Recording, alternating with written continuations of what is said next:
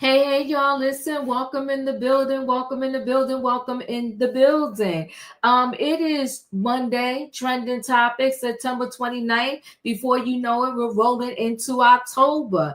But it's trending topics, it's Monday night. And listen, guys, happy Monday, okay? So tonight's title is simple, it's called Heartbreaking.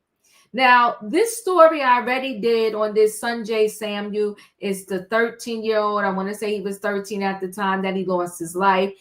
Going to school, he was at the Dunkin' Donuts. A 16-year-old and him got into some type of disagreement, some scuffle. The 16-year-old pow the 13-year-old. The 13-year-old succumbed to the injuries and lost his life. But his family, I want to say God bless and I commend the family. His family decided to donate his organs so that other people that are in need can have the gift of life. Whew. Let me tell you something. You know, I love stories where people show me how to become a better person. In life, I think growth happens when, you know what, wherever you're at, you continue to grow and you get examples of how to be a better person.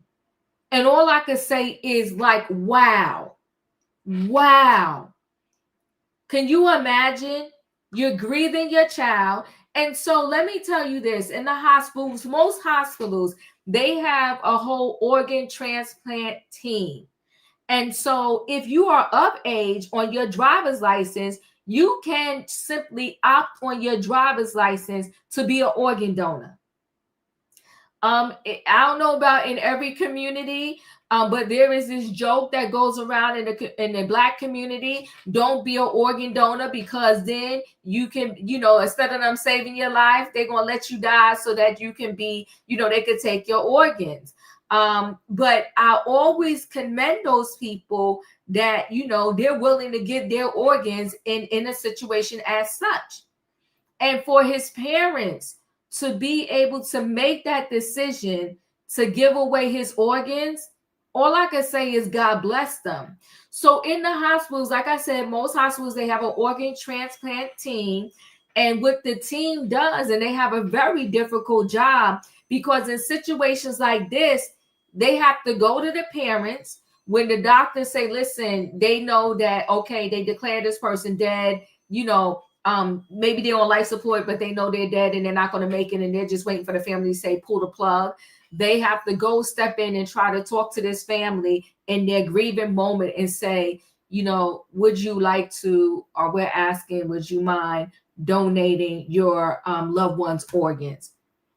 God bless and shout out to the organ donation team at all hospitals, because that's not an easy job to do. But when you do it and you are successful, you're helping save another person's life. So I commend Sanjay Samuel family. I commend y'all. My heart goes out to y'all. And may God forever bless y'all, because I know it's difficult losing your son, your cousin, your brother, whoever he was to people, and to be able to say, you know what? I know he's not coming back, but let me save somebody else. So God bless the Samuel family. We're going to talk about that. And this story here, I only did two because this story has a lot of moving parts, this last story. I hope I'm pronouncing her name correctly. And let me back up. Sanjay Samuel, rest in peace. So what they do also, everybody, they kind of keep the body alive on life support while they take and harvest the organs. But technically the person is no longer alive, right? But I will say this, Sanjay Samuel, rest in peace, and God bless your family, and God bless you.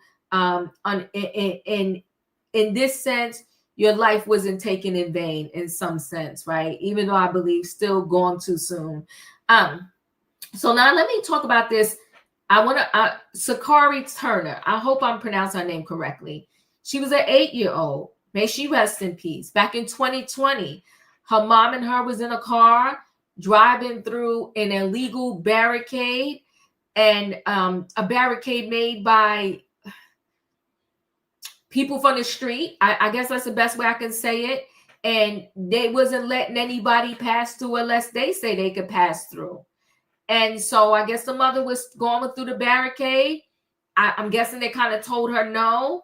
And they started to pow up the car. And her 8-year-old daughter lost her life. And so some of the people involved pled guilty and got, 20 years to life and possible have to spend 20 years in jail and then maybe possibly 20 years on probation. But the person that they said they determined was the one whose bullet took her life. And he was the only one, I believe, charged with M. He was 19 when it happened. He's 25 now. And they just sentenced him to life in prison with no parole. So very, very sad story. You have an 8-year-old that lost her life. You have the mother of this young man. He's 25 now. It happened when he was 19. She spoke at the, when he was found guilty, asking for leniency for her son, saying her son now has a son.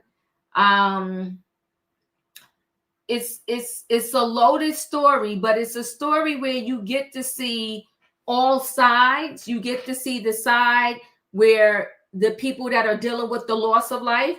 You get to see the side with the mother who's dealing with the child who took a life. And so essentially, both families lost someone. But like young Sakoria Turner's family said, we will never get to see our loved one again. But his mother could still talk to him, come visit him in jail. And the mother wanted to talk about the horrific conditions he was suffering in jail. But you know what? You know what's interesting to me about these gangsters? Everybody a gangster until it's time to pay for the crime that they committed. Everybody wants thug life. But now you want mercy, and the 8-year-old's gone, and you want to talk about your child and what you want to teach your child, but you got a mother that can no longer teach her child anything because she's gone. They're out here doing thug life. But then every single time when it comes time for them to pay for their crime, they want sympathy. They want mercy. We're going to talk about it. And those are our two stories tonight. Heartbreaking. But every now and then we got to get into the weeds of things and have these hard discussions. It's time for me to bring the people in the building so y'all know what I need in the chat, right? I need a what? I need a choo-choo. Hold aboard, everybody. It is Monday Night Trending Topics, and we got stuff to talk about. The title is called Heartbreaking. We got Sanjay Samuel family, gift of life. They brave. God bless them. They decided to donate his organs so that somebody else can live. And we got the Secoriea Turner family. They got justice because the person that took her life is now got life in prison, life behind bars. Let me bring the people on in. Hey, Julius. Hey, y'all. Hit the like button and be on y'all's best behavior tonight. Choo-choo, baby. Hey, Savannah. Hey, Wayne. Hey, 48. Hey, Diva. Hey, Callie. All right. Listen. Hey. So I'm going to start with this Sanjay Samuel story, which I thought was just so incredible of his parents to donate his organs. Let me share screen.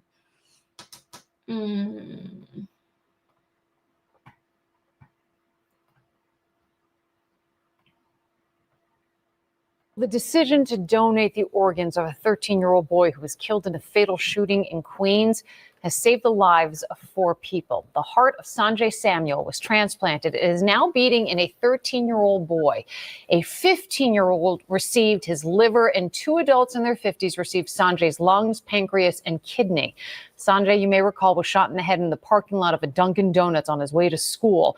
A 16-year-old accused of killing him is behind bars and facing 25 years in prison. And the president of Live On NY, a nonprofit which helps coordinate organ donations, said while the pain from Sanjay's death is immeasurable, his donation to others will be felt for a lifetime. in the case of Sanjay and the beautiful gift that he gave, he was able to save 4 lives and donate 6 organs, which is a rare circumstance. And we are incredibly grateful for that gift of the family and Sanjay.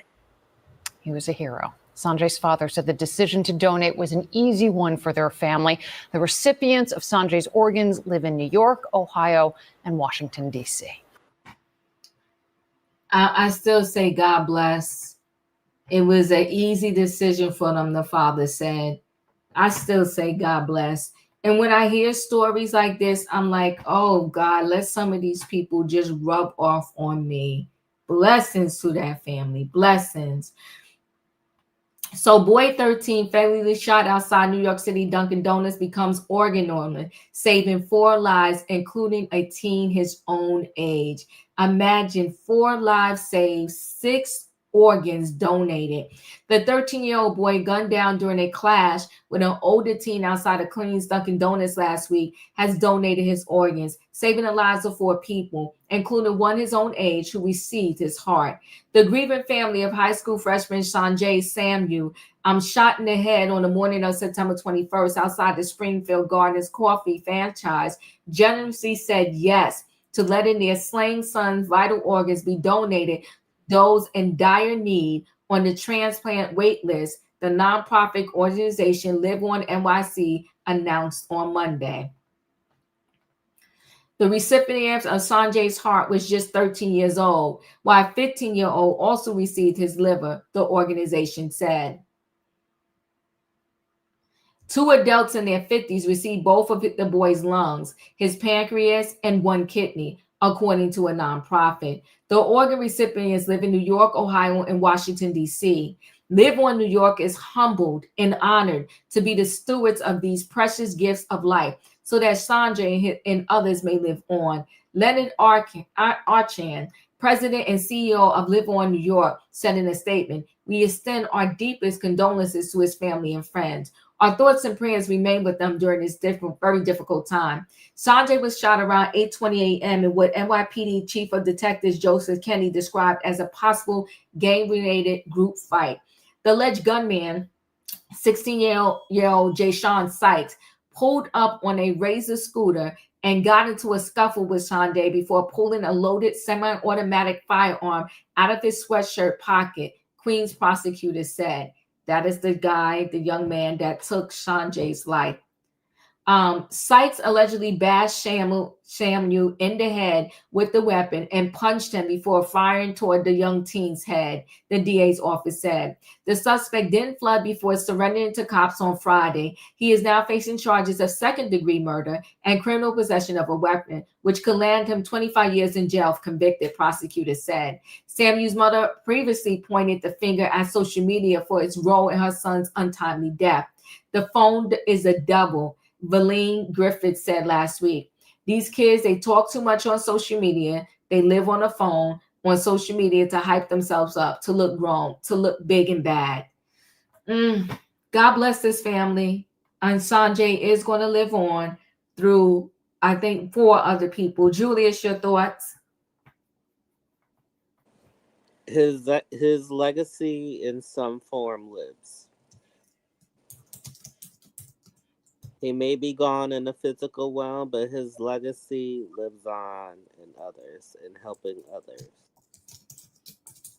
Now, for the demon currently locked up, lock him up for the rest of his life. I know that may sound harsh, but let me expand. He was bold enough to do it with the pow pow. So, be bold. And since you want that thug life, do the time. That's it. That's all. Thank you, Julius. Everybody hit the like button. Savannah, your thoughts? You know, what a lovely, selfless act that family did, and that they had to come to as an agreement, as one, to be able to allow their son, the his soul to not rest, but also give the gift of life to four other human beings. That is absolutely selfless, and not too many people are comfortable doing that. And I commend them highly for making that choice as a family. Because I actually know a few people that are on the list of organ donations, whether it's kidney or I know someone that's on for an eye Mm, donation. And it's when they get that phone call and they have that glimmer of hope that it's going to now change their life and they're going to be able to come back to some type of normalcy because someone did something so selfless. And I mean, it's just, to God be the glory. I think this is just an amazing story and such a great decision that family came to. For the young man that is guilty of taking his life, I think he was tormented for him to turn. well, you broke up, Savannah, but you was giving us some good stuff because I think I'm rolling with you. He did turn himself in. Hopefully, Savannah, you could get your she can get her audio corrected because I was leaning in agreement with her. 48, your thoughts?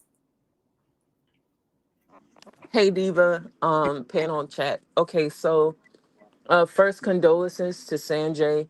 What a beautiful gesture that his parents did. Um, and it's nice that they're donating his organs. And I did hear in the article that maybe it was gang related or some kind of violence. Mhm. The sad thing is that like the change in his life is permanent now. You know what I'm saying? It's not like he can change who he's hanging with and things like that, but in the same sense, he's able to bless people's lives and still is changing people's lives. So to me, that's the beautiful thing out of it. And to also, like, it's so much peer pressure for kids these days to be a part of a group. Like I say, sometimes when we talk about children and violence, it's okay to be different. It's okay to be a loner. Like the different loner people are like the most paid, cool people in the world. Those are the people that are progressive, want things good for everybody. So just for this time, it may be a struggle, and it's okay to be different, but I just wish him, rest in peace, and to all the people's lives that he's blessed and changed. That's a good thing. Yeah, and again, blessing to the parents. Katrina, your thoughts? Hey Diva, hey panel, hey chat. Yeah, that was so inhuman, not unhuman, inhuman that they did. You're already grieving, but you took the time out to give somebody else a chance at life because you know your child life is gone. That's Hmm. a lot. That's a lot to do, especially you know his body parts is everywhere now. But you got to realize that he helped so many people before he became an adult. And a lot of people don't do that. But even though he left this world in the way that he did, but he also left the world giving people gifts. Well, the family gave him gifts, but the gifts came from here basically. So he did a lot.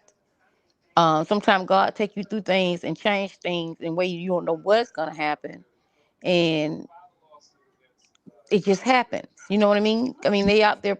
It just happened, and maybe God seemed fit for him to help somebody else more than himself, and that's what the family have done, because giving people your kids organs and anything like that's a hard decision to make.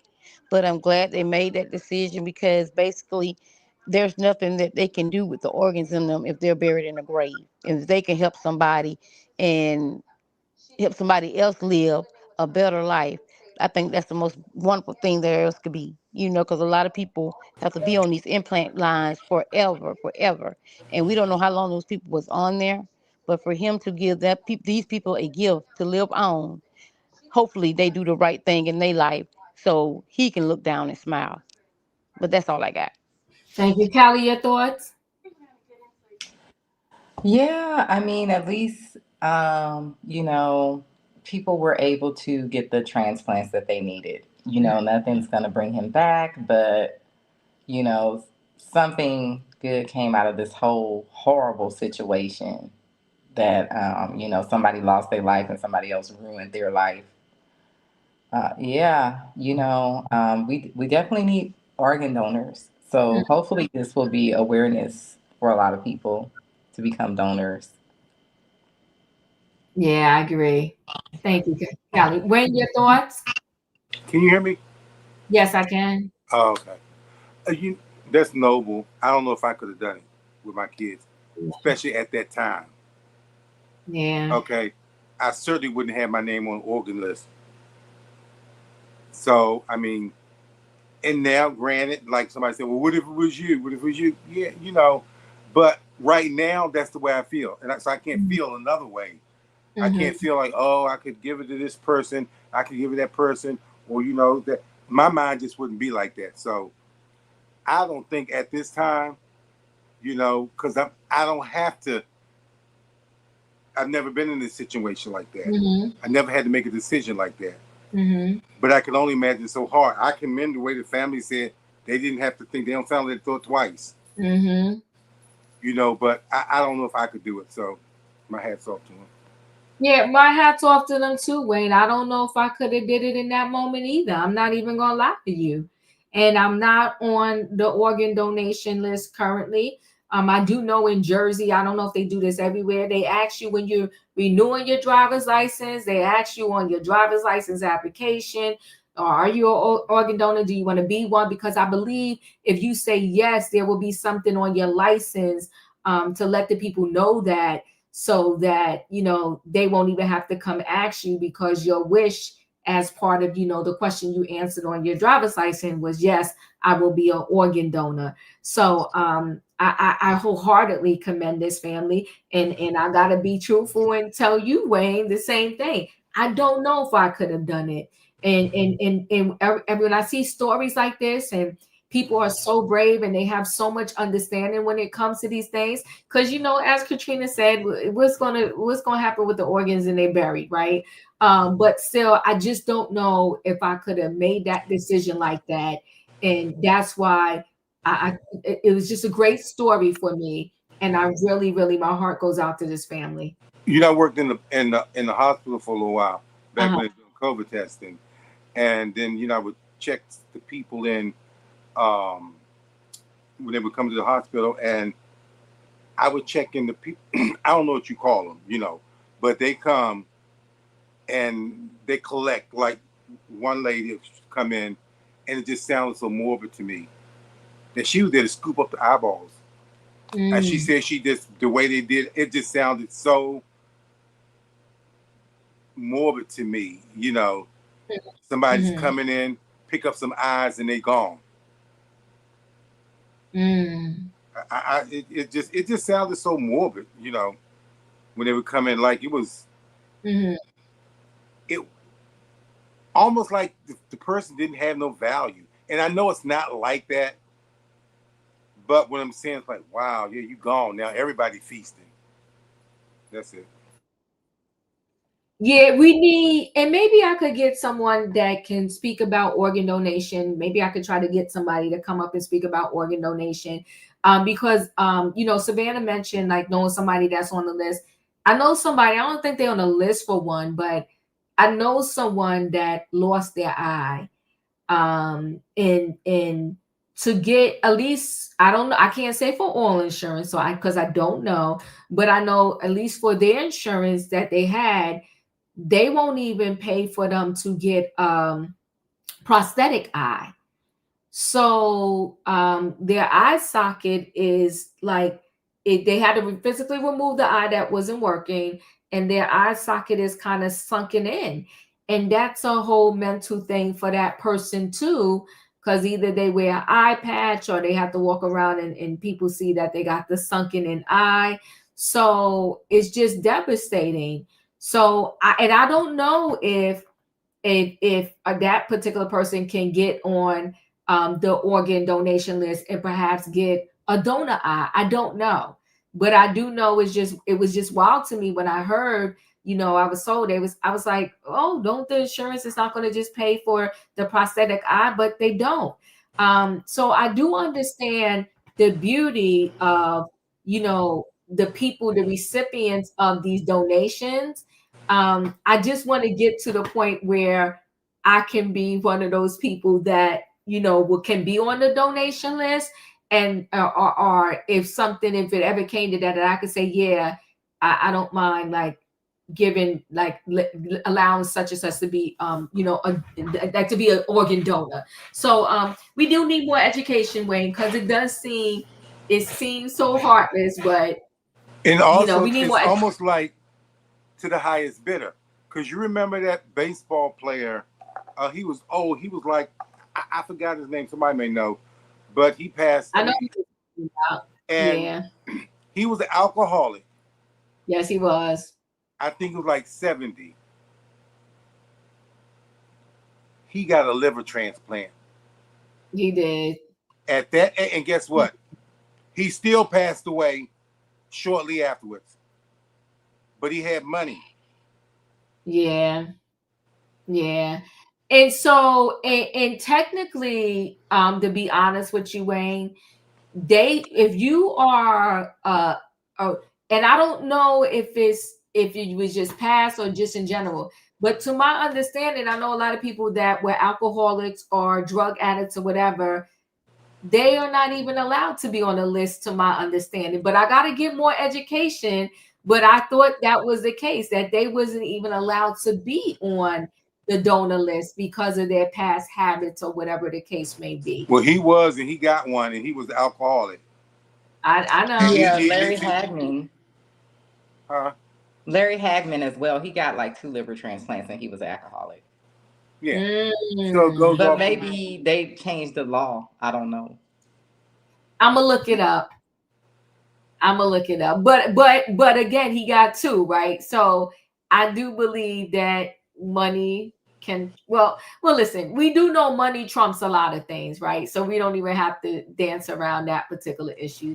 Money trumps a lot of things, and it's sad, but it happens. So Did I have a thought? I wonder, do they bury your family members with their organs? Because I don't think nobody really go digging around to see if they have, because they're in the funeral home. And when you see them, they dress. I wonder, do they take these people? I'm not saying they do. I'm just I don't asking. want to go down that road, Katrina, tonight. Really, I don't, because there was actually a bus recently with a man and his wife doing that. So yeah, but I don't even want to get far off, because this is such a special story where this family, they lost their 13-year-old, and the family was courageous enough, generous enough, brave enough to make the decision in real time and donate his organs, and he saved 4 lives. And I think it's a beautiful thing. So I want to leave that story there. Okay, so now I want to roll into this last story just to kind of give you some background. This happened in 2020. It happened at a time, the guy's name is slipping my mind right now, but someone Black was killed by the cops. And so the city was in an uproar. They had a barricade around the store where this unaliving took place, and they was deciding, I don't know how, what rules or whatever, on who they was going to let go through this barricade or not. The cops kind of abandoned that area because they didn't want to get hurt. The mother was going through the area. I don't know really the story around, what happened as she was going through. She decided, I guess, to go through the barricade. They decided to open fire on her. When they opened fire, her baby girl lost her life. So let me go ahead and share screen. It's a lot of moving parts to this story, but I gave you kind of the best part of the background that I could. but I'm going to show a few clips with this, and just be patient, because there's some parts where it's so low you're barely going to hear it, but I'll fill in the blanks if necessary. Okay. So Julian Conley sentenced to life for in the murder of Sakoria Turner. And remember, she was only 8 years old. I'm going to play this first clip for us, so we'll take a listen.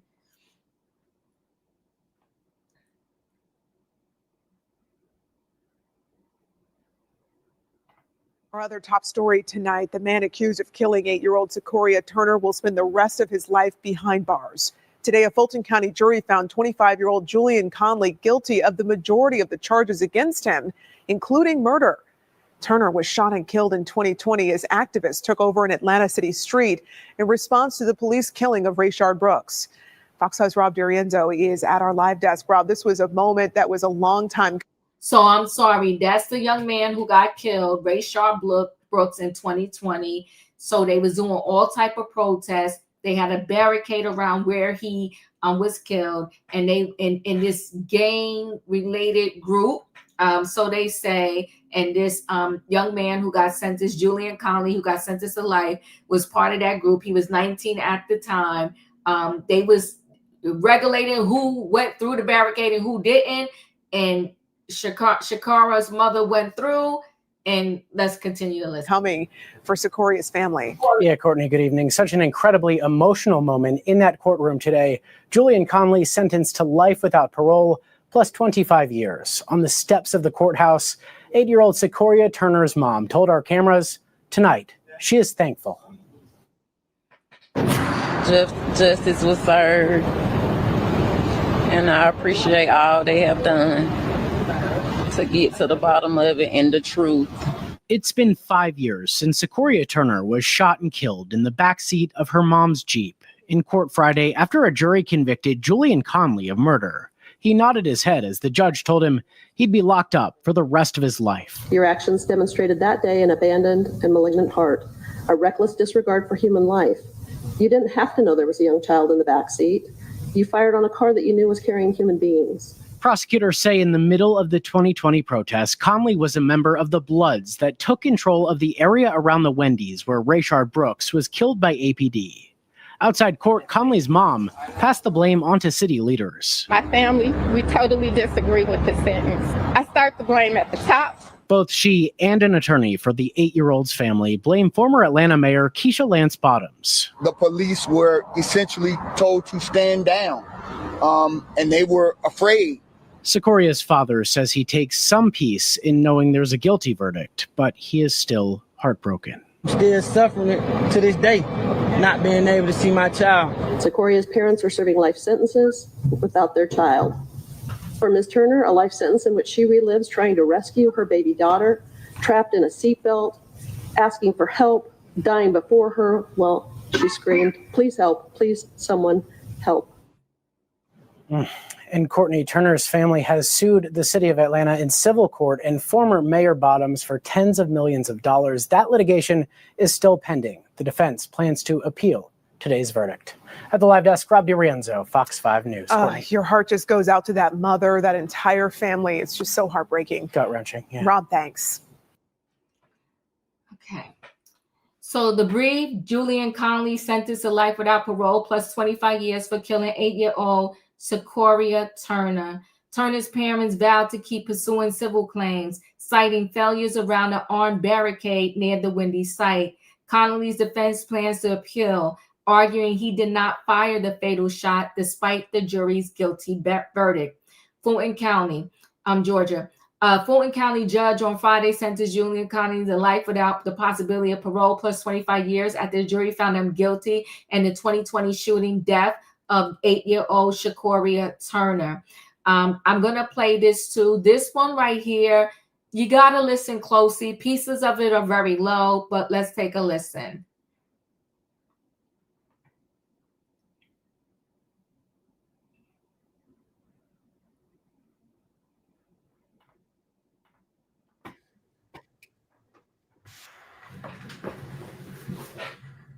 He was in jail for 5 years already while waiting the trial.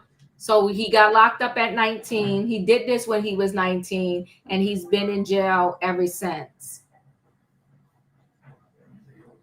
And once they did the verdict, they took him back. He didn't hear like the statements of the family saying how they felt the judge should sentence him. That's his lawyers say he's sitting in between. Okay, we're about to have a verdict in this case. I'm just going to caution again the audience. This is obviously an emotional case. It's been difficult to try and hear. Very important to keep your emotions in check when the verdict is read. The deputies are going to remove you if you have an outward reaction.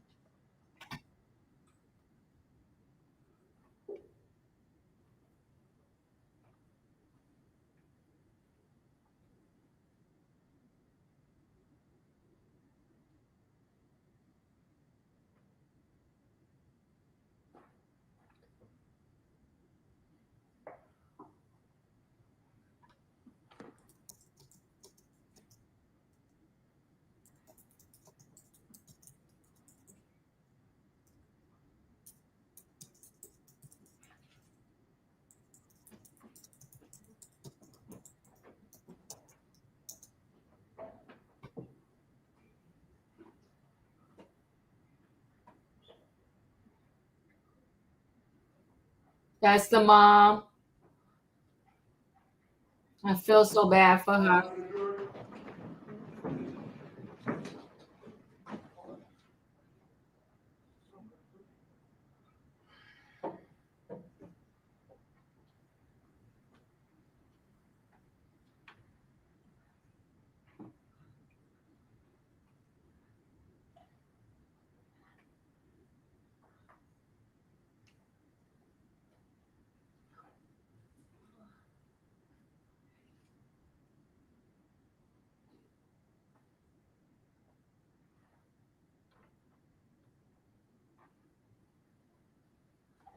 Mr. Foreman, have you reached a verdict? Yes, Your Honor.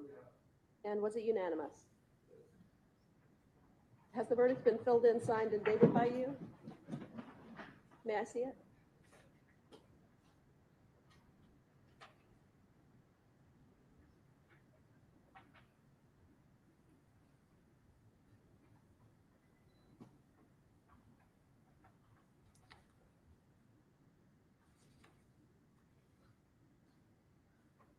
Would you like to publish this verdict, or would you like me to?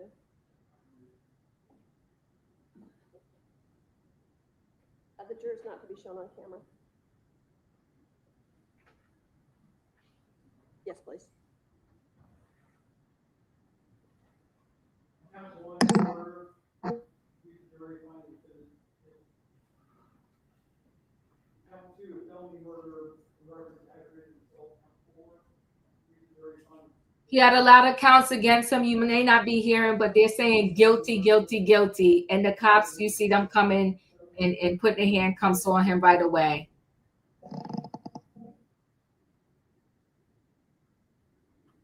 Count four, aggravated assault. Sakoria Turner. Jury finding. Count five, aggravated assault on Julian Conley. Jury finding.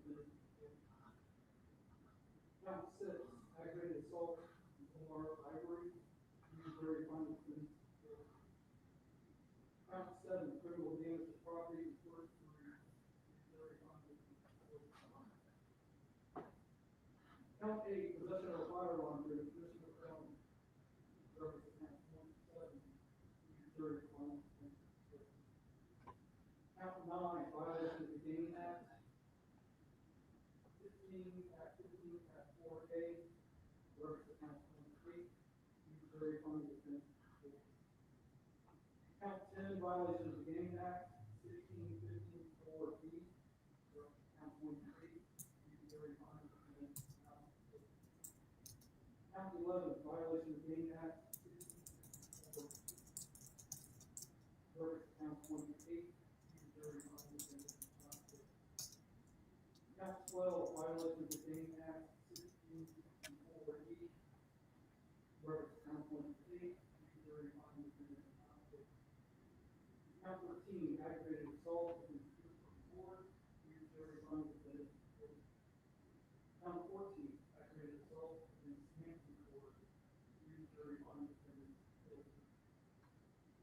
Count 15, possession of a firearm for an infliction of penalty.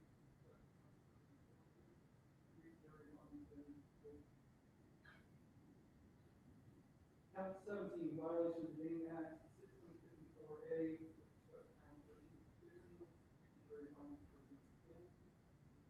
Count 18, violation of the Dane Act 1654B.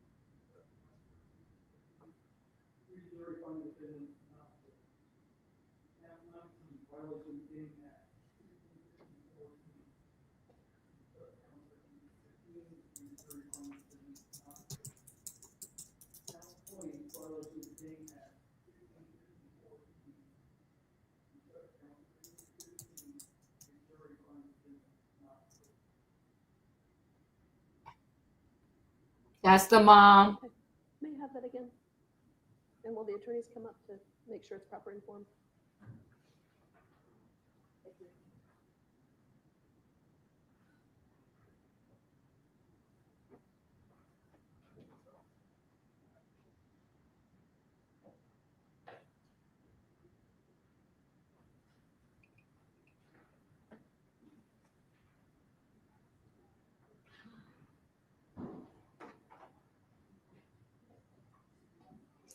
I really wish that some of these individuals that are spending life in prison and got this sentence at such a young age can speak to some of these young thugs that are in the streets now, wasting their lives. Okay, members of the jury, there are several questions that I need to ask each one of you, other than the alternate who did not vote. So let's begin on the front left with the foreperson. Will you rise? Was this your verdict in the jury room? Was it freely and voluntarily made by you? And is it still your verdict? Thank you. Ma'am? Was this your verdict in the jury room? Was it freely and voluntarily made by you? And is it still your verdict? Thank you. Was this your verdict in the jury room? Was it freely and voluntarily made by you? And is it still your verdict? Thank you. Was this your verdict in the jury room? Was it freely and voluntarily made by you? Is it still your verdict? Thank you. Was that your verdict in the jury room? Was it freely and voluntarily made by you? Is it still your verdict? Thank you. Was this your verdict in the jury room? Was it freely and voluntarily made by you? And is it still your verdict? Thank you. Was that your verdict in the jury room? Was it freely and voluntarily made by you? And is it still your verdict? Thank you. Now skipping over the alternate. Ma'am, was this your verdict in the jury room? Was it freely and voluntarily made by you? And is it still your verdict? Thank you. So was this your verdict in the jury room? Was it freely and voluntarily made by you? And is it still your verdict? Thank you. So was this your verdict in the jury room? Was it freely and voluntarily made by you? And is it still your verdict? Thank you. Ma'am, was this your verdict in the jury room? Was it freely and voluntarily made by you? And is it still your verdict? Thank you. Was this your verdict in the jury room? Was it freely and voluntarily made by you? And is it still your verdict? Thank you. Members of the jury, I'm going to release you to go to the back. Sentencing is likely to follow in just a few moments. So if you'd like to stay and observe sentencing, you can. But you can also be released. So the jury has spoken. So what we know, the judge sentenced him to life in prison without the possibility of parole plus 25 years. So the family spoke in this case, and so did the mother. We'll take a listen. The judge reminded the courtroom this case was brought with conflict and a tragedy, describing a chaotic July 4th, 2020 scene near University Avenue where an SUV carrying Turner came upon an armed barricade. The court said Connley and at least one other person fired at the vehicle and emphasized that Turner's parents are serving life sentences without their child. We'll take a listen real quick. as the family speaks.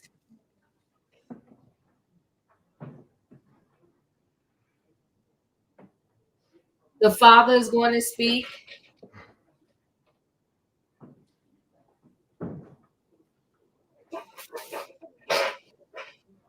His voice is going to be pretty low. You got to kind of listen closely.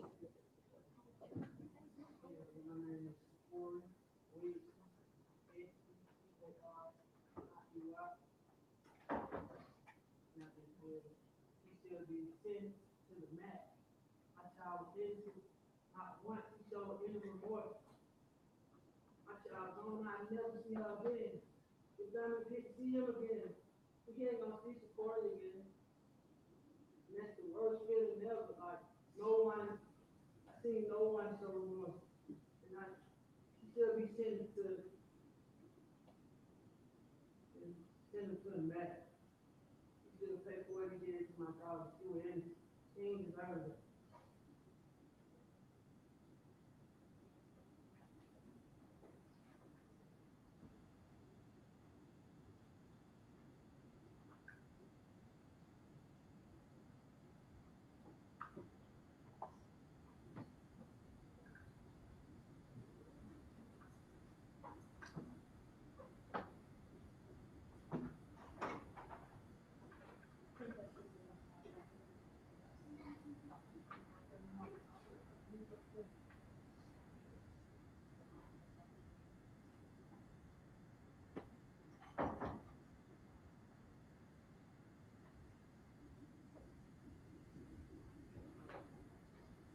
That's the mom.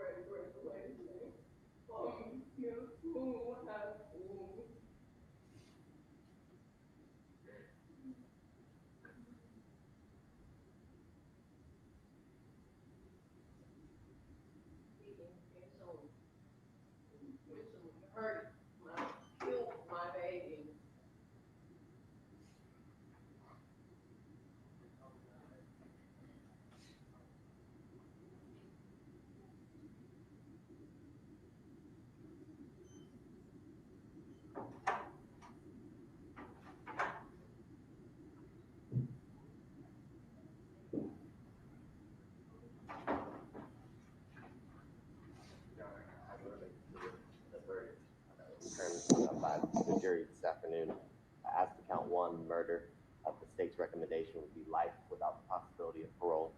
As to counts 2 and 3, the felony murder counts, they would vacate by operation of law. As to count 4, the aggravated assault with a deadly weapon, in regards to Ms. Sakoria Turner, that would merge with count 1, Your Honor. As it relates to counts 5 and 6, which are the aggravated assault with a deadly weapons charges for Ms. Charmaine Turner and Mr. Omar Ivory, the state would recommend 20 years serve on both of those counts. As it relates to count 7, criminal damage to property in the first degree, the state's recommendation is 20 years serve.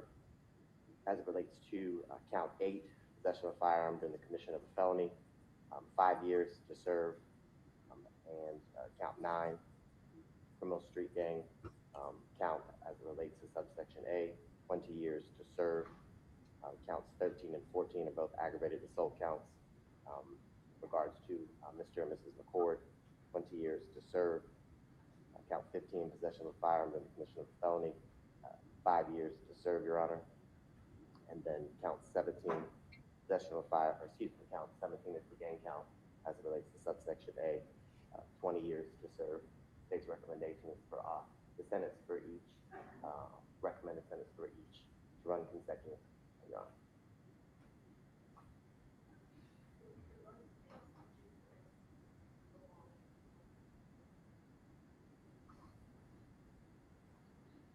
Let me double check. I do not.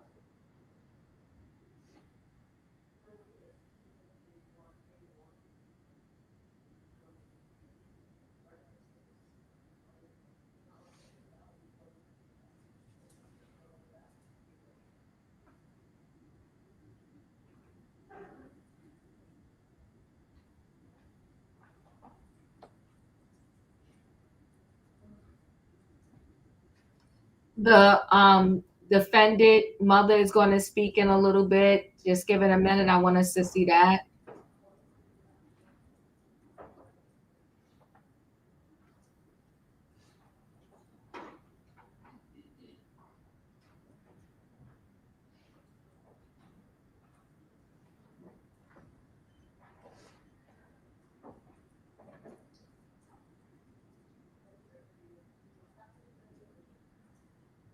Yes, mom would like to speak on his behalf. Want to do that now or?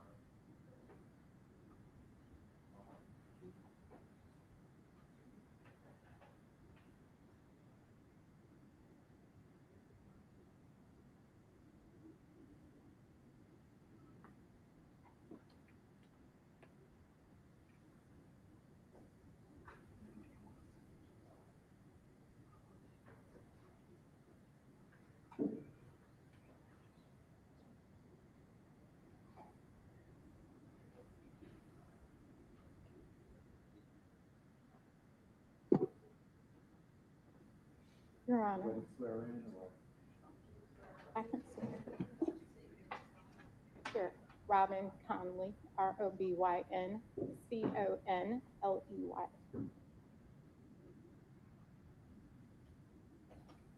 Your Honor, thank you for allowing me to speak. I recognize the gravity of this moment and the solemn responsibility that you carry in determining my son's sentence. I begin by acknowledging that a life of a beautiful child was lost, no doubt. I know the courtroom bears the weight of that loss, being a former Fulton County Police Academy instructor in law enforcement my entire life.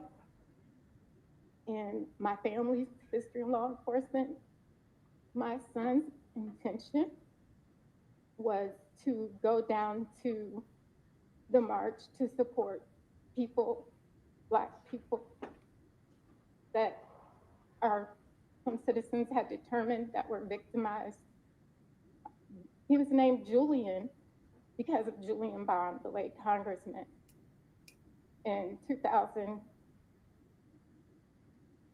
Julian Bond narrated a PBS documentary called Oh Freedom After All, which was about my great-grandfather and great-grandmother going to the White House, being invited by President Roosevelt in 1939. So civil rights has always been in our blood. As a result, Julian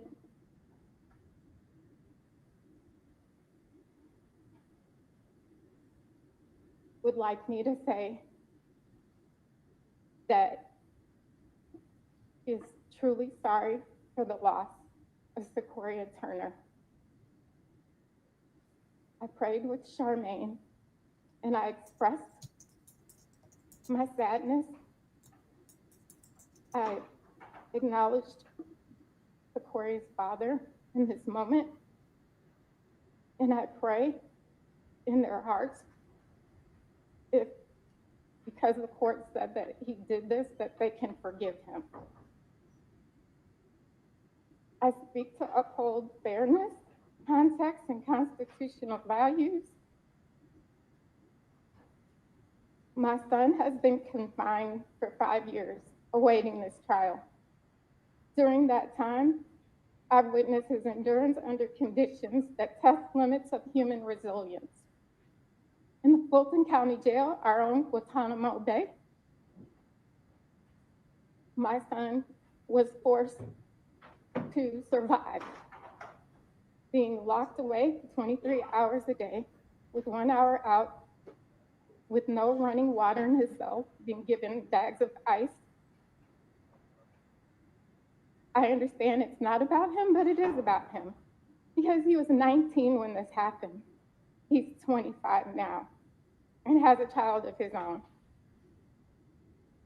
This case has raised serious questions about pretrial confinement with 5 years to get here, access to counsel, the presumption of innocence, and I ask the court to consider not just the facts of the case, but the broader context in which Julian has been held. Justice has been a punishment for him, but it must be principled, and I understand your role. I respectfully ask the court to consider a sentence that reflects the time already served, the potential for growth, and the constitutional values that we claim to uphold. Leniency is not the absence of accountability, Your Honor. It's the presence of proportionality. Julian deserves a future shaped not only by his consequences and circumstances, but by his possibilities of life. Despite the video shown, Julian has completed about 14 certificates while he's been in the Fulton County Jail. I understand the jail is just for temporary detainment. However, the conditions, again, are horrible. I speak today not just as a parent and a grandparent of Julian's child, but as a citizen who's always believed in justice that sees the whole person.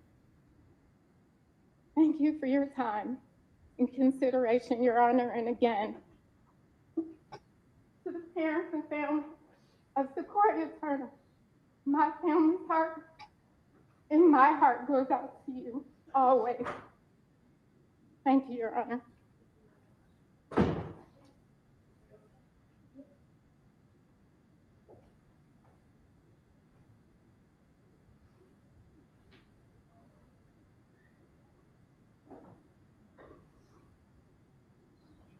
Thanks, Your Honor.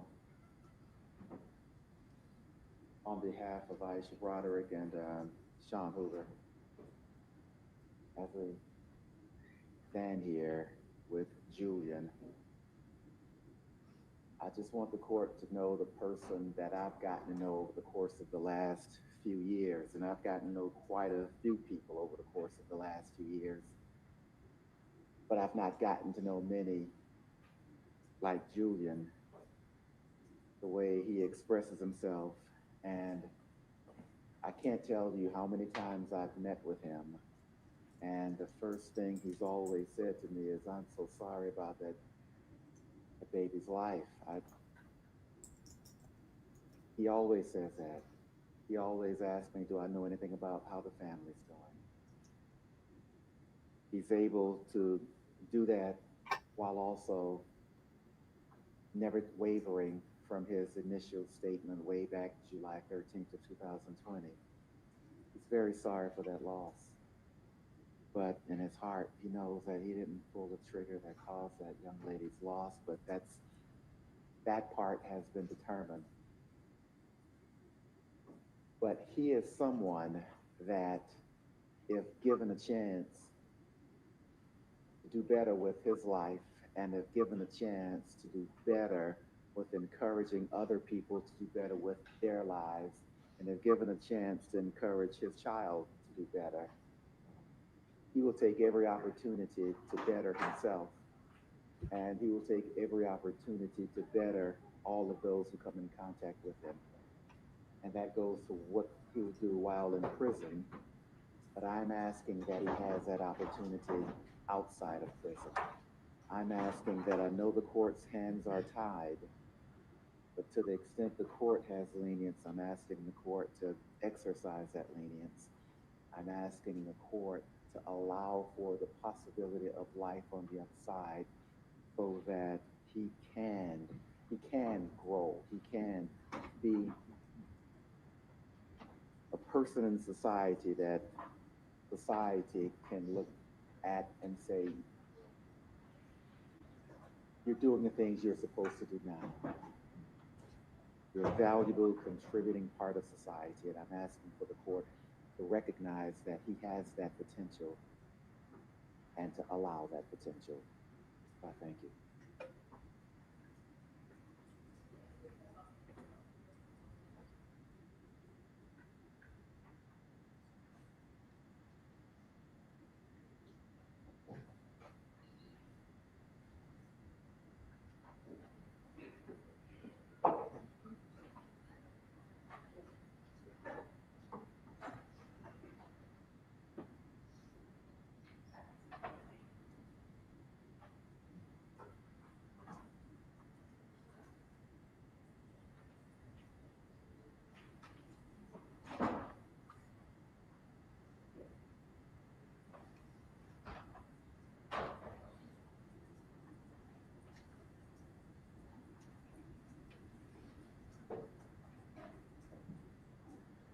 I'm gonna move it up some.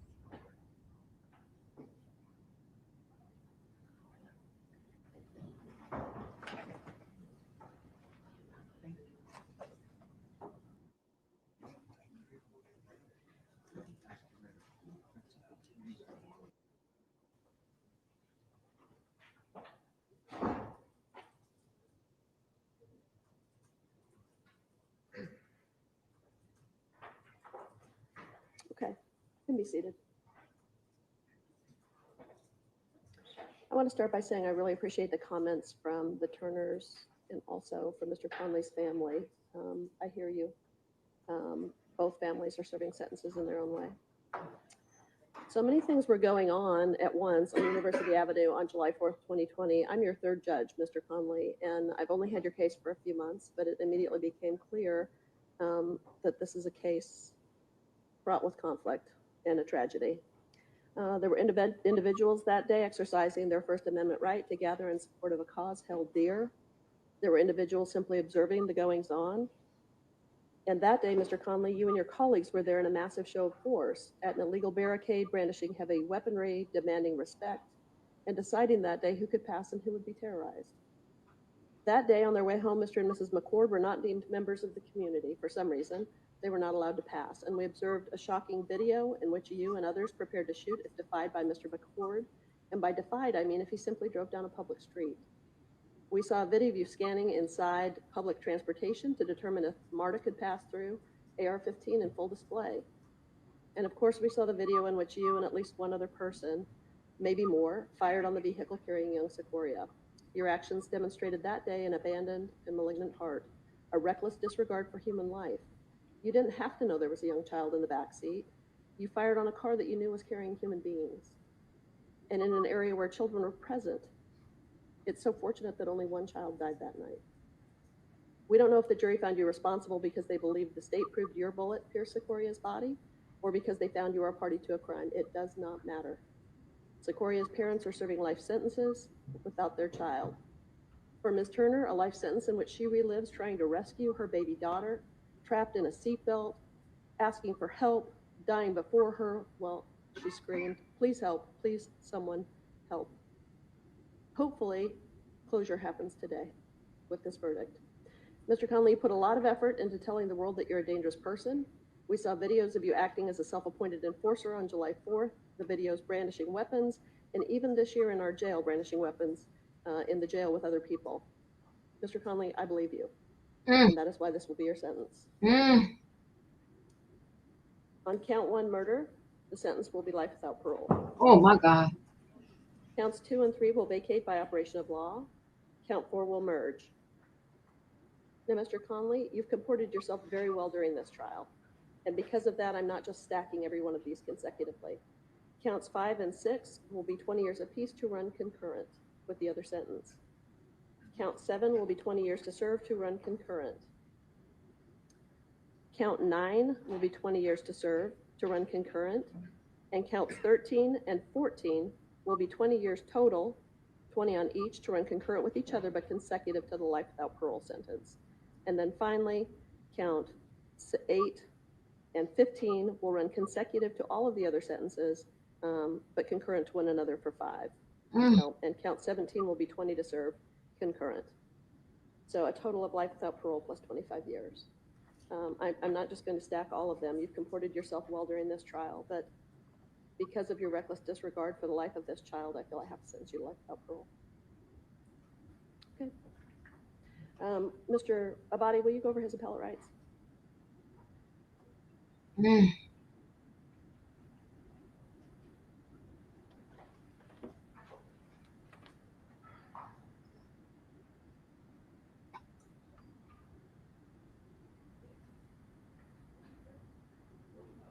You'll have 4 years from today. What's called that judicial challenging the voluntariness of the constitutionality of what occurred during the trial of this case.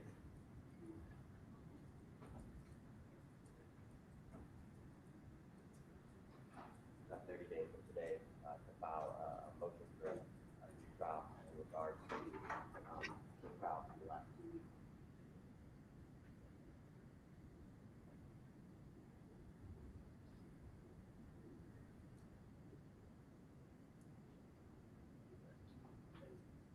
So even in jail, he was acting a fool. The judge reminded the courtroom this case was brought with conflict and a tragedy, describing a chaotic July 4th, 2020 scene near University Avenue where an SUV carrying Turner came upon an armed barricade. The court said Connley and at least one other person fired at the vehicle and emphasized that Turner's parents are serving life sentences without their child. In explaining the sentence, the judge says Connley and others were there in a massive show of force at an illegal barricade, brandishing weapons and deciding who could pass and who would be terrorized. The court noted that video showed Connley armed and prepared to fire if a driver tried to proceed, adding, "Your actions demonstrated that that day an abandoned and malignant heart, a reckless disregard for human life. You didn't have to know there was a child in the back seat. You fired on a car that you knew was carrying human beings, and in an area where children are present. It's so fortunate that only one child died that night." Let me just hear the father speak.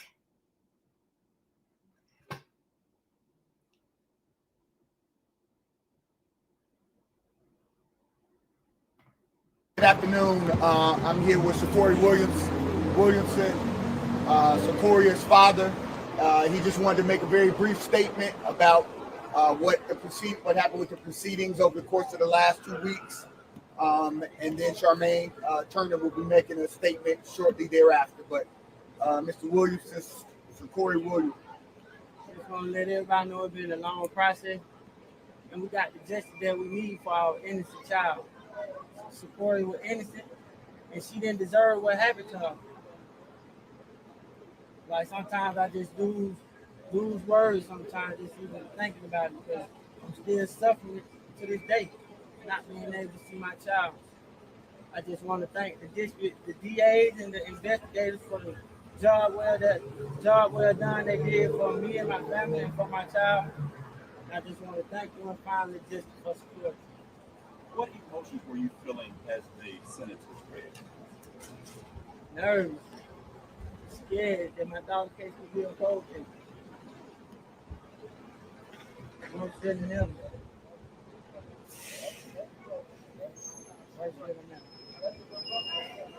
I know you and Charmaine both were asking for life without parole. How are you feeling about how everything happened? They did exactly what needed to be done, and I appreciate the judge for seeing us. Because you shouldn't be light on him. He wasn't light on my child. He never showed no remorse. He really didn't need to care. Any thoughts on what the mother said of Julian Conley? How she obviously gave you. And there ain't no way you could defend a person who killed an innocent child. If my son did, I'm not gonna go out there and try to defend that because wrong is wrong, right is right, and he was dead wrong. How do you feel about her apology? Forgive her, but I don't forgive him. I ain't processing on me to forgive the man that I seen in court today showing no remorse after he's been found guilty of killing my child. Mr. Davis, it's been 5 years. Any message to the people who want to protect the community and methods they should be using versus what was used in this awful situation for Secoriea Turner? Well, I think it's important to note that Sakoria was 8 years old, but she was a proponent of Black Lives Matter. She supported it. She was interested. She was engaged. And so this isn't the criminalization of protests at all. We recognize the need to protest. We recognize the inherently fundamental racist system that we live in. At the same time, children should be protected. And so this family is not saying that they don't support the First Amendment or organized protests to call for social justice. They're doing that now through the scholarship in Sakoria's name at Spelman College. They want people to support that scholarship so they can support a young lady who Sakoria would have become at Spelman. So that's their call. That's what they've been asking for. That's been their organizing. That's how they want it done, is support those young people who are trying to make change by supporting the scholarship in Sakoria's name. Mr. Davis, one thing we heard at trial was that police, the city, seeded that intersection in South Atlanta where the shooting occurred. They didn't go there at night. They didn't want to confront anybody with weapons. Can you talk about that and how that played into this? I will. I would like for Mr. Winsor. It's been a long 2 weeks. I'd like for him to be able to go. Does anyone have any other questions for him?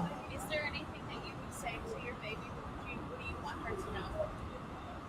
Dad would win, lose, or draw. I wasn't gonna never stop fighting. So my daughter got the test to see the test. All right. Just so sad. So what they're saying, Turner's mother addressed the court during Connley's sentencing hearing, stated, "My baby died, and now then how can you sit there and tell bald-faced lies?" Because they were saying during the trial that what's his name, Julian Conley was not telling the truth about the situation that happened and how it happened. Her father said he was grateful for the outcome. "I forgive her," meaning Julian's mother, "but I don't forgive him." He said when asked about an apology from Conley's mother, Turner's family and their attorney said they will continue pursuing civil claims, noting their concerns about police presence around the barricade that night the child was killed. I'll go back to some of these other ones because I think I kind of videoed you out, and I want to kind of get a little bit of the panel's thoughts on this. There's more things I could show here. That's why I only did 2 stories tonight, but I know we're a little ways in here. Conversation from the panel. So let me stop sharing for a minute. 48, your thoughts? I don't know, 48, are you there? All right, I'll go to Callie. Callie, your thoughts? Oh, Lord. Mm-hmm. Okay. I don't, well, I will say this. I understand that gangs are kind of like a cult. And, you know, people get twisted up in the mind and they don't know if they're coming or going when they get involved in that type of stuff. I feel bad for everyone. I feel bad for this couple that lost their baby.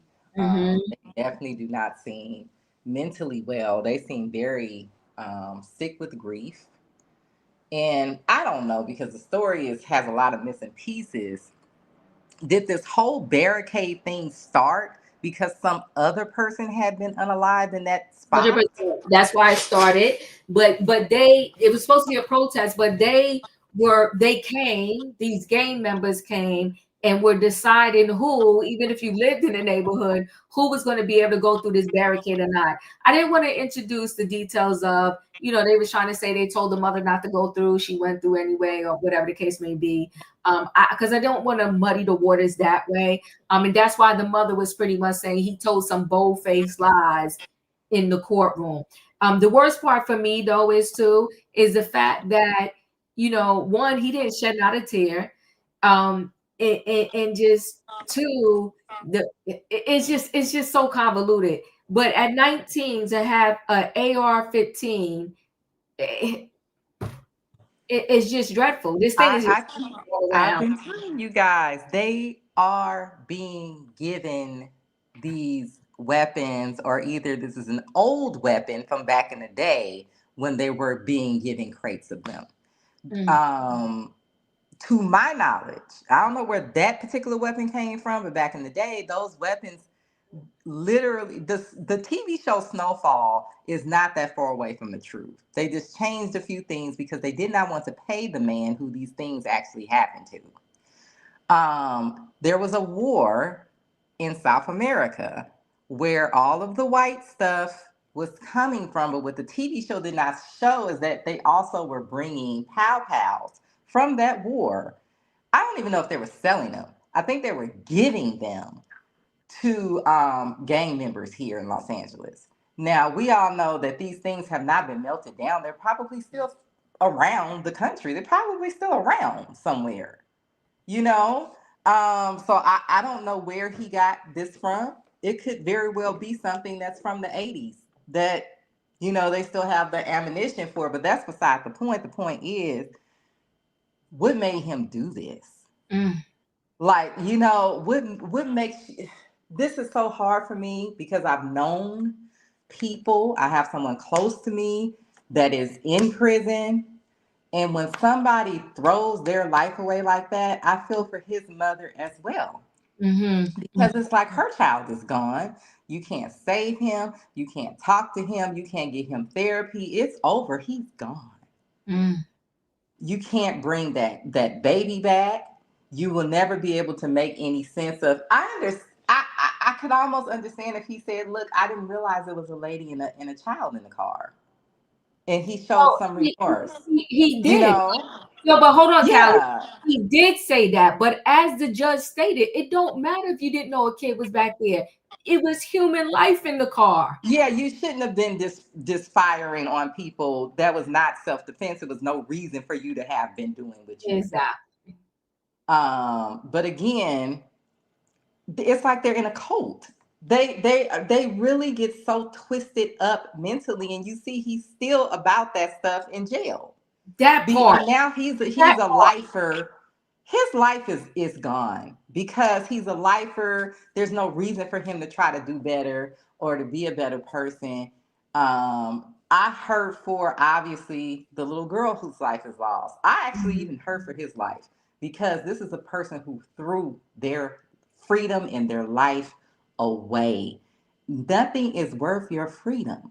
Like, this is just so weird and crazy that you would be willing to get locked up for life without even checking who is in the car, if it's even the people that you got a beef with.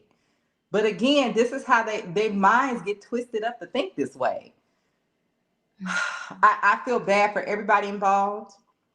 Maybe one day he'll come out of his trance and he'll have some remorse and I'll be able to feel bad for him. I even feel bad for the judge having to deal with this case because you could hear it in her voice that this she was bothering the third her. judge. She was the third judge. Yeah. This is just sad. You have a 19-year-old that threw their life away and took a little girl's life for nothing. There was no money to be gained. There was no respect to be gained. You were not protecting something. You weren't defending yourself, and she was hit by a spray.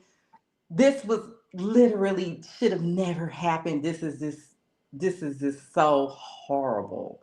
And I'm glad that at least they created this scholarship. Again, I love to see when somebody tries to make something come out of these things. But I wish I could say that, like, oh my God, this is just so crazy. But again, I grew up with this. Like, this is literally what LA was with me growing up. New Orleans wasn't much better. It just wasn't organized in New Orleans. It was more like individual people just committing crimes. It wasn't this organized system of gangs. The reason why, ironically enough, why they got all those gangs down there is because we were essentially priced out of Los Angeles. So now people that have come from this culture out here, it might have even been a generation ago because it started happening a while ago. Now they're in places like Atlanta and Texas because they can't afford to be in LA no more. And they're bringing their culture with them. So I don't know. This is It's sad. sad. And it looked. I'm guessing that was his father standing next to the mother. The mother wanted to tell us how she gave this boy his name and the history that they came from. And I'm like, Mom, but he was still a terror at 19. Wayne, your thoughts? And then not for nothing, she talked about the 14 certificates he got, but then he was in the jail acting up. Wayne. I don't know if Wayne is there. Did we lose Wayne? We might have lost Wayne. Savannah, your thoughts? Diva, that was going to be one of my points, that the mother, I think she Diva. should. Oh, go ahead. Excuse Diva, I can hear everybody else, but I can't hear you. So I didn't know you was calling me. I can hear you. Raise your hand up if you can hear me. Okay, I'll just say most We can hear you.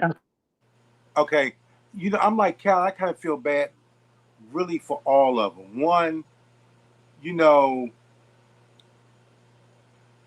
kids don't grow up evil and bad. Okay, and it's unfortunately that this woman, I don't know if she was a single parent. I'm not talking about the mother of the child. I'm talking about the 19-year-old. Because at 19 years old, you got to have some kind of control if they living under your roof. How you go from that to pulling the trigger on somebody? Okay, and the mom had to get up there. It's almost like, how can you let it part your lips to ask for time served? But this is what you do for your child. But at the same time, he's taking the life of somebody. When you pick up a weapon and you point it and you shoot it, that's an unaliving sentence for somebody. They may be lucky and miss it, because those bullets ain't got names. Come on, talk, Wayne. So he knew. I mean, maybe he did in 19. I don't know what they're thinking. They're watching these games or whatever. But you took a conscious decision to do that. And I don't know what the bullet not being the fatal one, it doesn't make any difference. You aimed it. I'm quite sure it didn't help her. If another one struck her, I'm quite sure that didn't help it. So I don't understand. I don't know where they get from that a defense is that he didn't know a child was back. It didn't matter. Could have been a dog back there. It didn't matter. You made a conscious decision that day to take somebody's life. I don't know what was going through your mind. Okay. The other thing is that I wish our criminal justice system was even across the board. Okay, I couldn't hear all the charges on that, but it almost sounds like he ain't gonna see the light of day. If prison is for reform, how come some people have done the same thing They could be out in 10 years, 20 years. Mm. Okay. I'm not trying to discredit this young girl's life. Right.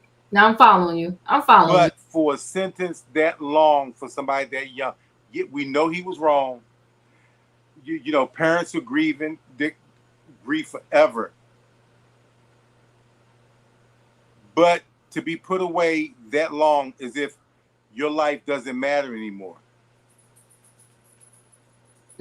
And forgiveness isn't an opportunity. Mm-hmm. Even the lawyer was saying, like, you know, it was just life. You know, I'm not sure that this man is somebody that couldn't be rehabilitated. But if this young man can be rehabilitated after 20 years or whatever the sentence, I think when you just start stacking all these years, you know, how many times can you pass away? You give somebody 100 years, you know, 200 years. Mm-hmm. These ridiculous sentences. Things happen. We do get caught up in our feelings that he took a young child's life. He needs to be put away for life. Eye for an eye, tooth for a tooth. Mm-hmm. It's hard. We know it's hard when you lose a loved one. But how long do you want to put people away? At some point, if there can be a rehabilitated, there are many people out there that have taken somebody's life. They've been rehabilitated, and they're back out, and they're being productive members of society. I know people don't want to hear that. You know, well, what about my child? My child is gone. You know, that's our feelings. Mm-hmm. Getting into it. And I'm not really talking about the parents because that's something they have to live with the rest of their life. I'm not saying this young man shouldn't have, you know, got life or whatever. I think sometimes it's excessive. Mm-hmm. I mean, what are you going to get? You put somebody that's 20 years old and you put them away for 60 years and they're 80 when they get out. Okay, they have nothing, Medicaid, on the street, homeless, or whatever. Why shouldn't I give them any money? You know, trying to get a job and at 80, you know, that's what I'm saying. It's just ridiculous life sentences when other people don't get the same. And like I said, I'm not diminishing her life, but he's a life. Mm-hmm. That's it. It's kind of hard to say it because, you know, I can say this because it ain't my child. Mm-hmm. You know, somebody else could say, put him away, you know, forever because it's not their child. Mm-hmm. But look at this mother. That's her child. And she had to try to get up there and defend him. I want to say this, but I'm not saying it in a negative way. Mm-hmm.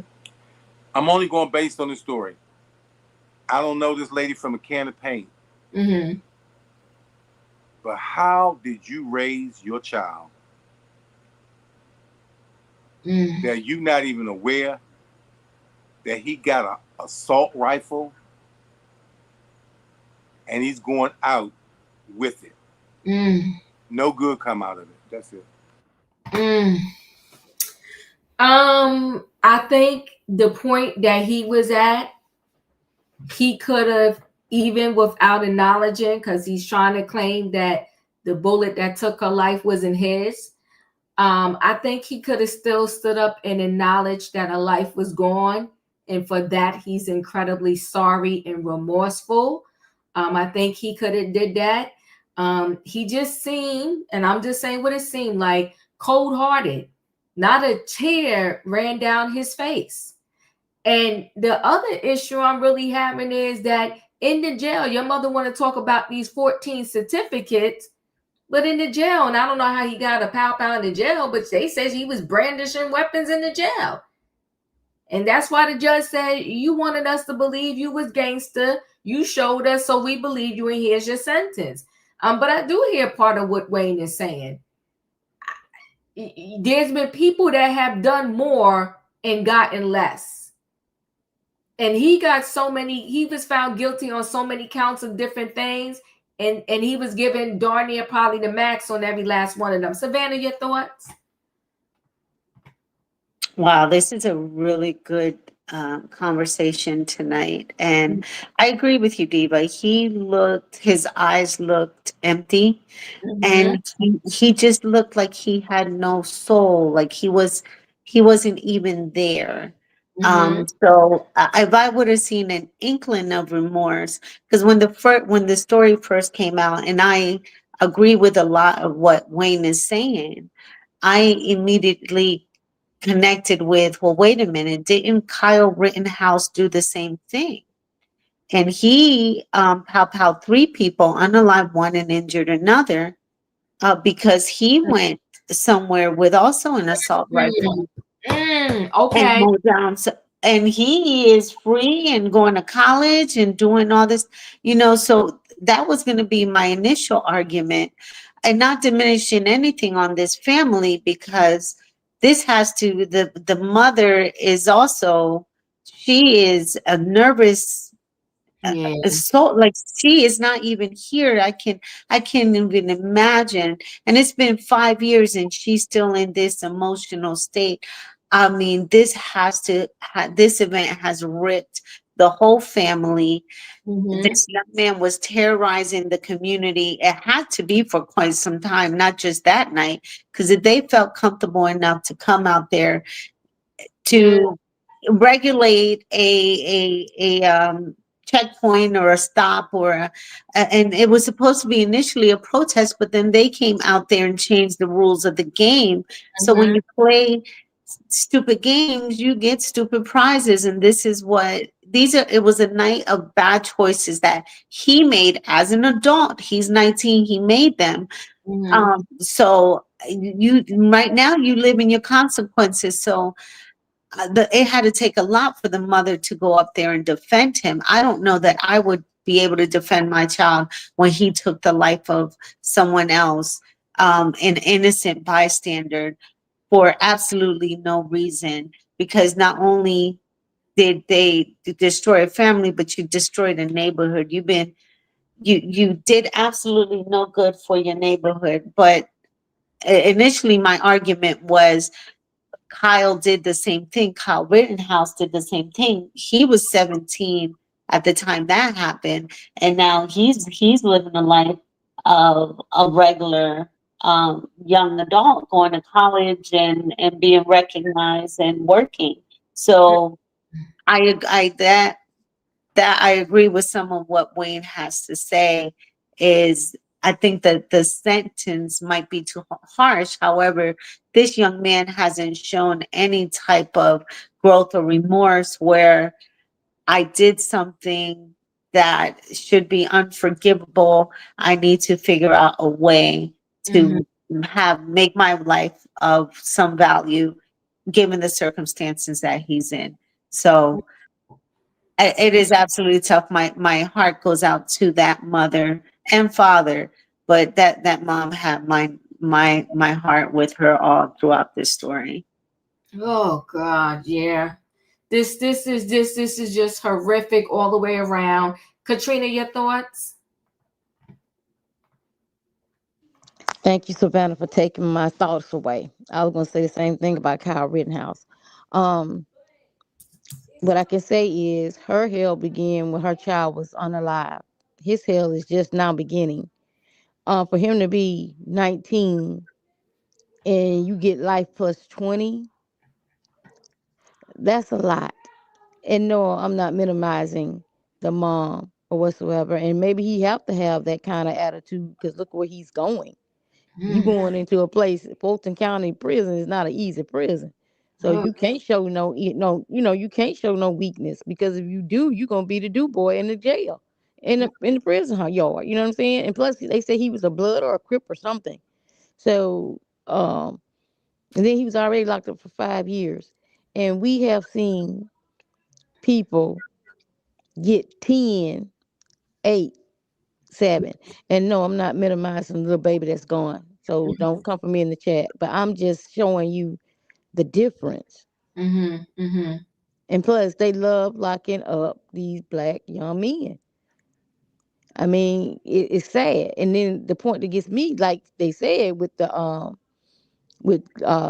Lansbottom, that gets me with that is you too busy worried about Young Thug them, and you wasn't paying attention to what else was going on in Georgia. Because if it was a barricade there, so why is she driving through the barricade if it's there to block people off from getting through? And I'm not saying that she did something wrong, but I'm like, if it's a barricade, why are you driving through this? And maybe she had to go that route or something, but I think I would have took another route. It was an illegal barricade, and they decided they was going to decide who can go through and who couldn't. Okay, that's what I wanted to know. Okay, that's what I wanted to know. But still, in Jesus, I mean, the baby is gone. I feel for the mama. I feel for that family. I feel sorry for the boy mama because looked like she had Parkinson because she was up there shaking and stuff. Looked like she was already um ill or whatever. I don't think she's ill. I think she was nervous. I think she knew the gravity of the situation. I think she wanted to tread lightly because I think she truly do feel bad that Yes, I mean, why could she not? You know what I'm saying? My son took somebody to save whatever piece of her son she can save. Yes. Wanted to speak to that. She's in a tough situation. Yeah, I mean, I get it. You know, you defending yourself, your child, on something that he went out and did, and maybe, and that's the point with the gun laws. You can't buy cigarettes or alcohol, but you can go buy a pow pow. That's what gets me. That's what gets me with this system, and that's why Obama was saying there shouldn't be no semi-automatic pow pows on the street. And they still allow them being out there. You can't hunt with those type of pow pows because if anything that you kill animal wise, the bullet disintegrate and it goes through the body, so you can't even eat the meat. So those things are made for one thing, and that's from unaliving somebody. And they let these kids get them in their hands. They can go to these gun shows and get these. I mean, I'm sorry. They can go to these pow pow shows and get these weapons. So they want to mandate who can get them and who can't. But you can't buy cigarettes or alcohol till you 21. The laws are so messed up. And as I've said before, that's a long time. And I can't, be in the place of that mom because I'm quite sure that's horrible for her to be in that spot. I feel sorry for her as well. And yeah, she should sue the city, especially when they ask for help and stuff like that. And she allowed that to happen. So condolences to her. And condolences to the mom because baby, you done lost your son unless you get an appeal to get him out of there. But both of them are gone, and that's sad. Yeah, But that's all I got, Diva. Thank you. 48. You wanted me to come back to you? Yes, ma'am. Thank you, Diva. Since everybody pretty much said what I was gonna say, I do feel like it's a lot of time, but because he had no remorse, I think they should take advantage of needing people to go pick oranges and stuff like that. And that could have been the whole plan and the whole play from the jump. You know what I'm saying? To get people that are incarcerated to do it. But I think that that should be a punishment for them. It just bothered me looking at it that it was like no remorse, and even the attorney looked unbothered to me too. To me, just on his facial expressions, everything just looked like nonchalant. And the mom, the fact that she was like defending her son, I can understand defending your child, but not to like this degree of thinking that he should be getting out in 5 years. You know what I'm saying? I think that that's unfair. I think it was inconsiderate, and I think that's probably why she was shaking and stuff, to actually hear it come out of your mouth, knowing that your child took another child's life. But I'm glad I did kind of go almost last because I hear what Mr. Wayne was saying. But I just think that people need to be held accountable. It's like we got to stop giving excuses to age and where you grew up, because everybody has a story, and all of us do not choose to be that way and choose to turn to just guns and violence and stuff like that to protect the community. How well did you really know your community if you didn't know that this lady lived in your community and you're shooting it, pow-powing into their car? It doesn't make sense. Y'all were terrorizing. Yeah, we wanted gangs to come to flip it, to be the people that when violence comes to the community, you guys stop fighting each other, but don't get us mixed up in with the people that's trying to bring hate. It makes no sense. We want you guys to be defenders of the community, but not like this, not against your own people and not against anybody, to be just honest. You know what I'm saying? But if you want to, we need better representation for what they say is community justice or defending the community. It really pees me off that they did that. We had a similar situation here in Houston where a man just was found guilty for doing that, and these people came up to him and his wife and his mother at the ATM at Pow Pow Point. They ran off. He ran back behind them, pow powed at them, running away, and hit a little 9-year-old girl and unalived her. You know, and when people at first was like, oh man, he shouldn't have got arrested, people, were robbing him. But then when you see the video and you see like how indiscriminately he was doing it, this is what I'm thinking was happening to this lady with her baby in the car. And for that, I have there's no excuse. They have no excuse. Is it a lot of time? Yes, a lot of time, but oh well. Woo! Thank you, 48. Felicia, did you want to comment on this story? Good evening, everybody. Yeah, I did. Thank you, Diva. You're welcome. I'm going to speak a little slow so I'm understood. I don't want to be misunderstood here. Okay. I want to be clear in what I'm going to say. Mm-hmm. So the last couple of weeks, you've been doing stories about, CTE and some of these people getting their head all banged up, twisted up. They don't know what they're doing, what's going on. Mm-hmm. Mm-hmm. And I certainly do agree that football is a vicious, hard, brutal game. Mm-hmm. And you can say that about soccer as well, because, they don't play with a helmet and it's kind of aggressive. And there's quite a few sports out here that can cause a lot of damage to the body and to the brain. Mm-hmm. Mm-hmm. Now, with that said, I only can share with you, you all don't know it for a fact, but I am a mother and I have sons. Mm-hmm. And when my children were young and they were maybe 4th grade or 5th grade, I could see particularly my sons needed and desired to belong, to be a part of something. Yes, they had a family, they had a mother, father, they had aunts and uncles, but they always wanted to be a part of something bigger than that. Mm-hmm. And living in Brooklyn and living in Bedford-Stuyvesant, Brooklyn, it was very tough to parent safely or easily or without too much conflict, particularly when, school gets out a certain time. And as I would say to folks then, and I say it now, the only people on lockdown was their mother and father. We were at work. So we had to trust and believe that if they were in the park playing basketball today, that it would be okay. Mm-hmm. Or if they were out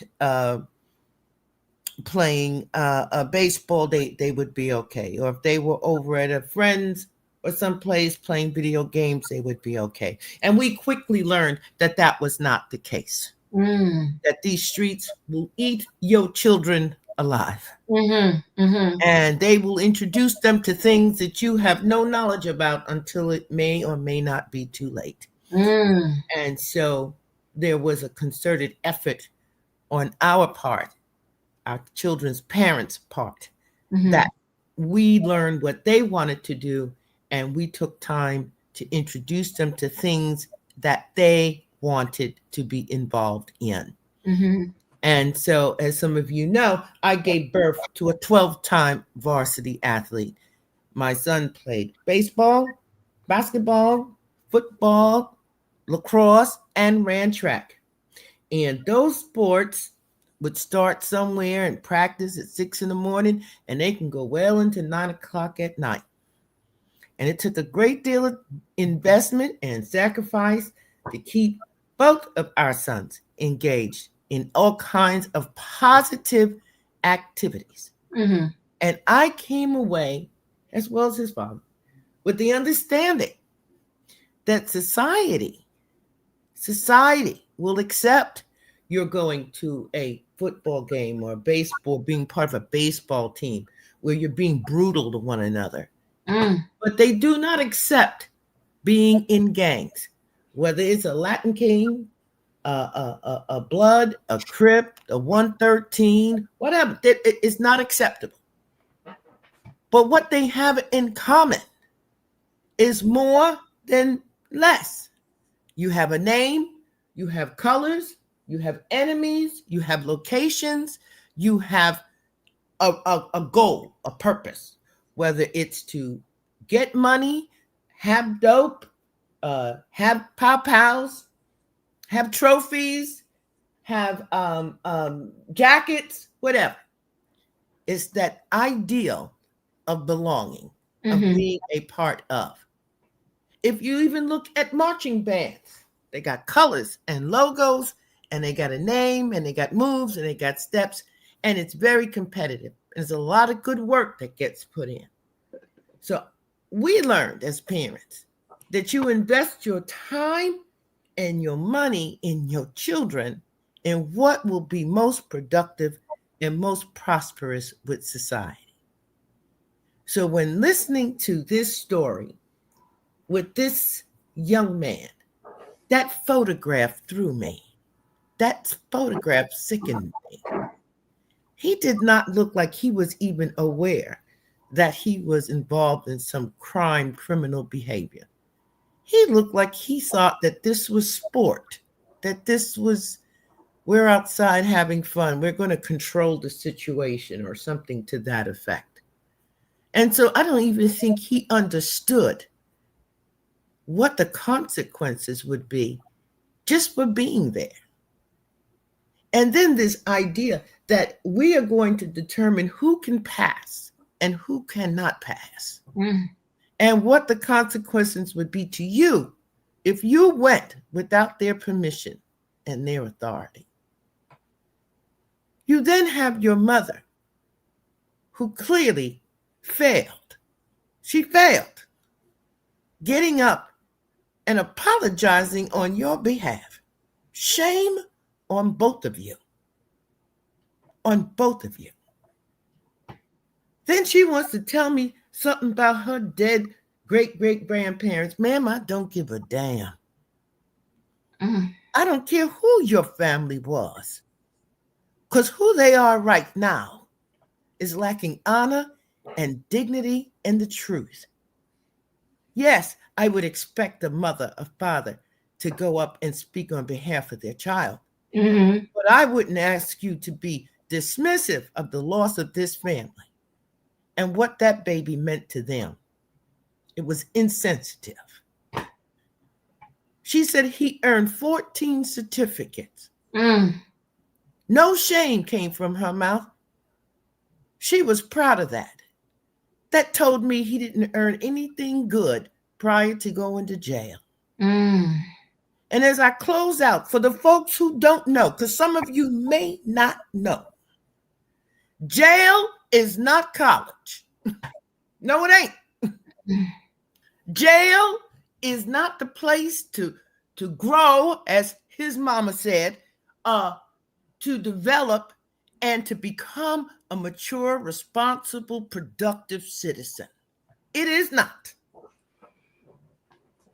I encourage you, if you have children that you love and protect, and you invest your time. I know it could be a lot. You're out working 35, 40 hours a week, and here comes Saturday, and you got to get up. You got to take an art class and dance class and drum class and music class. And I encourage you to thank God that you can get up and take your children to places where they could grow and prosper and be loved and become the beautiful beings that God intended them to be. So that you don't ever have to be in a courtroom like this mother who is so confused. She doesn't know her place, she doesn't know her role, and she wants him to continue to be given grace. And he doesn't even have the heart to stand up and apologize on his own. I'm done. Oh, Jesus. Anti-Afro? Hello, everyone. I'm just saying the judge, spot on the match. He was a self-declared enforcer. He got just what he deserved. I just wish there was some way he could have got a life sentence before he took this child's life. Because he was going to eventually take someone's life. I do want to say I kind of get a little bit upset when I hear these comparisons with the Kyle Rittenhouse. At least Kyle Rittenhouse hit the targets who were attacking him, including one who had a firearm pointed at him. So at least he hit the intended targets who were trying to do something to him. And I want to say one final thing. The two people he took out, one was a registered SCX offender who left the state. He shouldn't be gone. And the other guy was standing trial for threatening to gut his grandmother and siblings. So at least he was able to do something to these people before they caused any more harm. I think anybody who walks around with a gun and it's unlawful, I just hope somebody takes them out before they take out an innocent person. If a life is gonna be taken, let it be the one who was doing something illegal versus the innocent people. And it just doesn't seem to be enough of that happening. We don't report enough. When we see these risks, we let these people run amok, and the apologists for them, especially people in our community, we need to stop apologizing for a hard life. They are taking innocent lives. There is no excuse. He got every bit of what he deserved. I just hope they keep him away from anybody in prison who has a chance of getting out. That's pretty much what I would say about it. Ooh, let me just close out with this. Did everybody speak who wanted to speak? Let me close out with this and say this. I did this story because I knew that on both ends, it's just a lot. I think I feel as if justice needs to level out. And what do I mean by that? And I only use different stories so y'all can understand what I'm trying to say. When I say level out, you have the cheerleader who had her baby. Baby was alive, wasn't alive, wrapped the baby like a burrito, put the baby in a garbage bag in a closet. She's home with her family right now with her ankle braces on, waiting for her trial. You got Diddy in the Metropolitan Detention Center in Brooklyn. He hired, I'm going by what he was charged with, not the street rumors, not the street things they wanted him to be charged for, all of that, not the DV where he wasn't on trial for, but he was found guilty of hiring people to have sex, and he can't get out of jail to save his life. and they want him to do 20 years. I need this thing to level out and make sense. You have this young man, and in none of these cases that I'm talking about am I saying that this one should get this over that or whatever. I'm just throwing this information out there. You got this young man, he took a life dead wrong, a young life dead wrong, a life period dead wrong, but he got life plus 20, plus 25, running consecutive, non-consecutive, this, that, and that. When you get life with no parole, is there a need to add 25? But whatever, he got it. And then you got other people who took several lives and don't get nowhere near a sentence like that. This thing needs to level out and make sense. And it shouldn't be the sentence comes because the judge that day is not feeling me or whatever. So I did the same crime as somebody else. They about to walk out free and I'm doing 30 to life. And it just, it needs to level out. I'll close it out with that. Because the sentences are all over the place on who we decide gets a second chance and who we decide is not redeemable. And regardless of what life Rittenhouse took, he took a life. But he gets to start his life over because whoever was judging him felt like it was justified what he did. But listen, guys, I appreciate y'all hanging in there with me, but I needed to give more pieces of that story, and there's more to it. You can go online and look. I had several videos I could have showed y'all, but I needed to show you the pieces so that we can, have the conversation. And I'll just say this. Thanks for hanging in there with me.